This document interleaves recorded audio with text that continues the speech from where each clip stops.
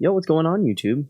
Today, I'm going to be starting a new series called What I Learned from the Pros, and that's going to be falling under the category of something I either learned from a live stream that they did, one-on-ones, or from a friend that has taught me through what they learned.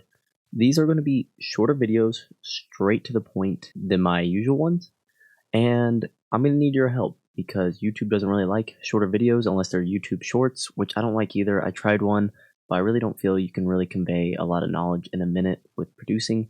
If you guys like these straight to the point videos, then make sure you like it and comment, because your interaction actually helps the video get into the algorithm, even though it's below a normal timed video. Second, if you're new here, I'm trying to hit 1,000 subs by the end of the year. I think we can do it. I'm at like 580 right now, so if you're new here, feel free to subscribe. I'm going to be putting out 2 videos a week now. These will be midweek, and then my longer tutorials on the weekend. And we have a goal that we set, if you're new here as well, that once I hit 450 on SoundCloud, which I think we're like 430 something, so very close, I will break down my full Die For Me Wasted remix.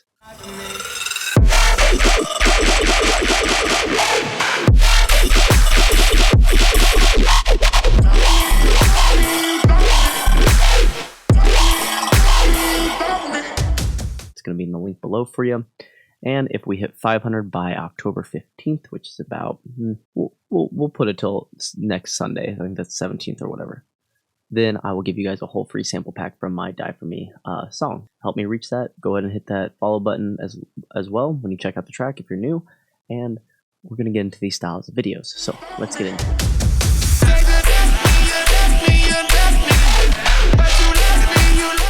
So my first trick is going to be what Ray Volpe taught me, and this was in a one-on-one. This applies with subs during your drop to make sure your sub is punchy whenever you're using quick notes, say like 16th notes. So let's dive in DAW right here real quick, and I'm going to show you. I just grabbed this out of my sample pack right here. You guys can see, bada bing. If you didn't know, I have a sample pack. It's in the description below. It's free as well, has everything you need in it. But this is the sound that I cut up, and it sounds like this, very repetitive.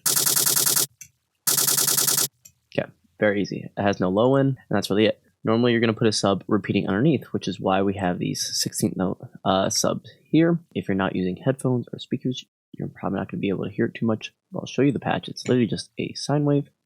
I use Aircan as a high end, but for this video, I actually cut out. Usually, I do like a notch. I like the white noise of my sub.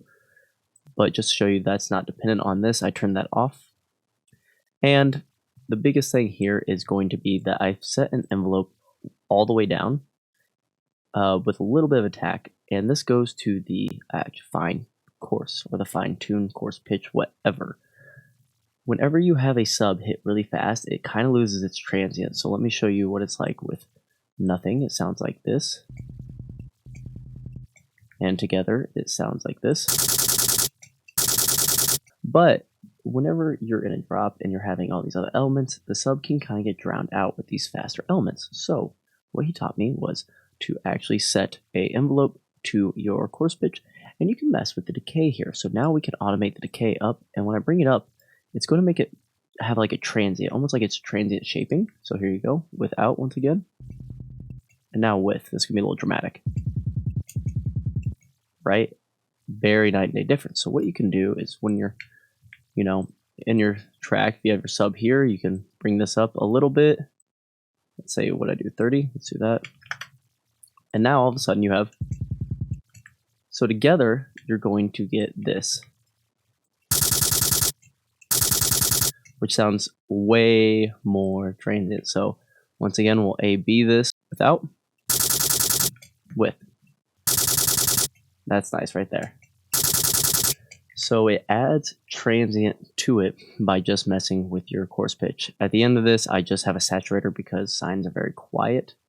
That's all there really is patch. Oh, and distortion. So distortion and more distortion because dubstep, right? That is really it to this patch, and that is really it for this video. So if you guys found this helpful, once again, this is going to be the first video in the series, and I hope you guys enjoyed this quicker style, and happy making music, guys. I'll see you in the next video. Peace.